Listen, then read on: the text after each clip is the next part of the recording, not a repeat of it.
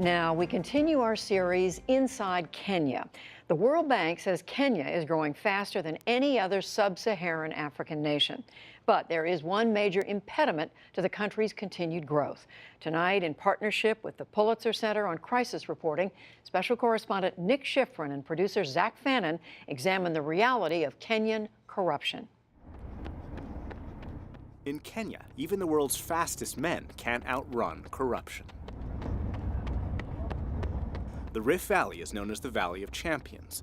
The best marathon runners are born here and train here. Mind if I join you?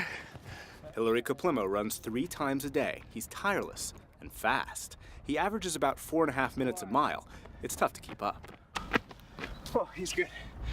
And that's slow for him. After years of training, he finally broke through. He finished 3rd in last year's Nairobi Marathon. This is the position. So it says number 3. Yes. Because you came in 3rd. Yes. He and his wife thought he'd finally fulfilled his dream of running his way out of poverty, but his dream's been denied. So you got your medal, Yes. you got this number 3, Yes. you got the jersey, and you got this, Yes. but you never got a cent. I never get that. On the results website, his name was replaced, and his $3,500 winnings vanished. So where's the money going? I think those people, they give to the money. Athletics Kenya, the race organizers. Last November, dozens of runners protested at Athletics Kenya. The group has exclusive oversight of all Kenyan athletes. Kenyans hold records in nearly every distance. They say as they run faster, Athletics Kenya steals more. Athletics Kenya did not respond to a half-dozen emails from PBS NewsHour. Hilary suspects there's only one way to get their attention. When you go to explain, they asking you for something. They're asking you to give them some money. The problem extends far beyond athletics. There's a saying here: Kenya is the homeland of the bribe. And in the mostly Muslim neighborhood of Eastleigh, Nairobi, the victims of those bribes point their finger at one perpetrator. If you look at the police who are meant to protect them, they just arrest them to distort cash. Abdullahi Mohammed and most of this community are ethnic Somali. He says police come here not to patrol, but to get rich. You'll see cars from all police stations in Nairobi converging here. They refer to this neighborhood as what?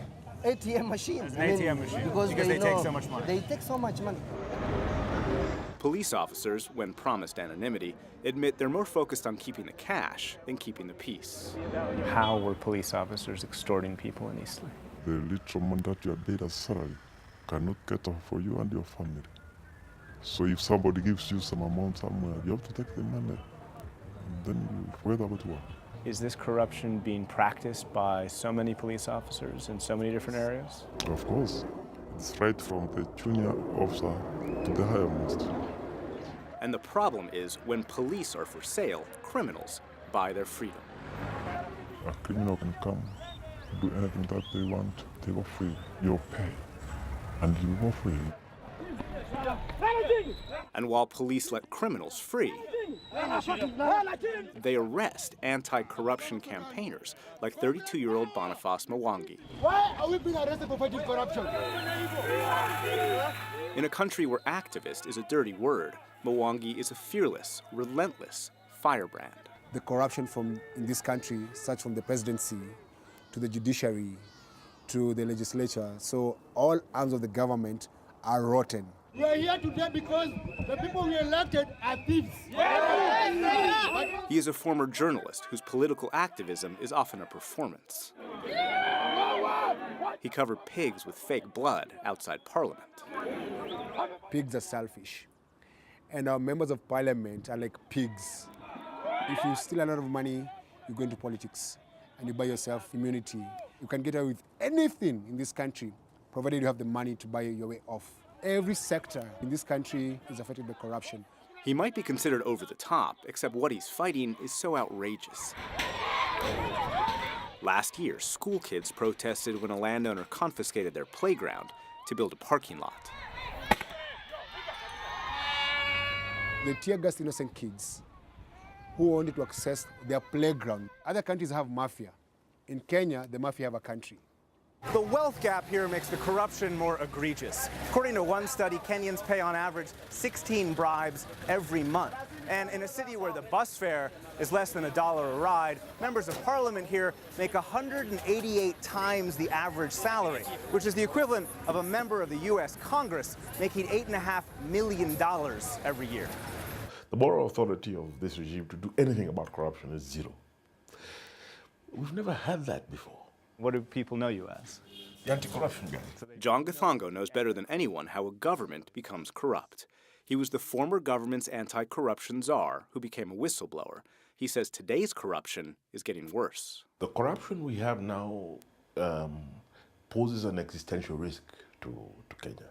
Before, we stole from ourselves. Now, with the Eurobond, we are mortgaging the futures of our children. The alleged missing Eurobond funds. The Eurobond money had been misused. That we are in the middle of a great con game. What's missing? $999 million US dollars. So $999 million are missing. I would prefer the word unaccounted for. Alex Owino used to work at the National Treasury. Last year, he blew the whistle on Eurobond. He calls it a scheme to steal $1 billion. $1 billion goes missing? I mean, how is that even possible? It's almost brazen, if you look at it. It's almost like a smash and grab heist. In 2014, the Kenyan government issued a bond on the Irish Stock Exchange known as a Eurobond, $2.85 billion, invested by JP Morgan Chase and Citibank. By accessing these external funds, we will spur economic growth and provide more employment opportunities to our people. Was the pitch a lie? As it turned out now, the pitch and what exactly transpired are very different. What transpired were violent protests. Because the Treasury was so empty, the government couldn't issue student loans or pay teachers' salaries. If we've just borrowed $2 billion, why are we in this problem? Late last year, the Treasury released documents it called proof the money arrived in Kenya, according to Kenya's top anti-corruption officer, Halake Wako. All the money that were intended to be brought back to Kenya have been brought back to Kenya. But Owino says those documents are fake.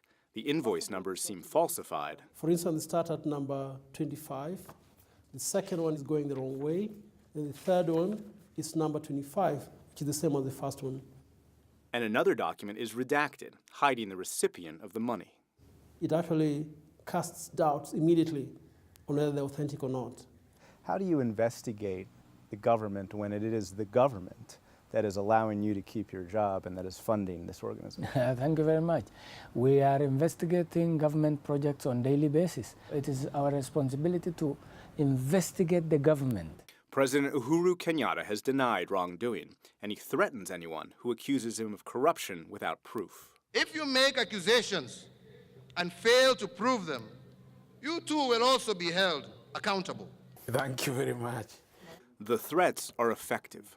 When average Kenyans stand up to corruption, they often lose everything. What happens to people in Kenya who try and fight corruption? You will be targeted, and you will be very unfairly treated. 15 years ago, Daniel Mawirigi investigated fraud at Kenya's Post Bank. He discovered bank officers were stealing Western Union transactions.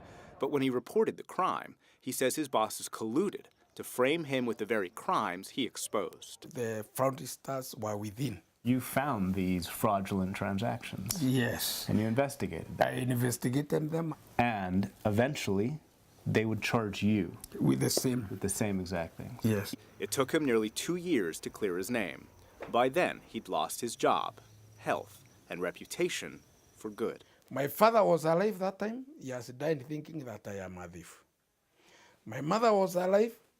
She has died thinking that I'm a thief. There is no point of doing good job in this country. The future generations are doomed. Kenyans refer to stealing as eating. Today, Kenyans say they watch the rich and powerful get fat, while the people starve. For the PBS NewsHour, I'm Nick Schifrin in Nairobi, Kenya.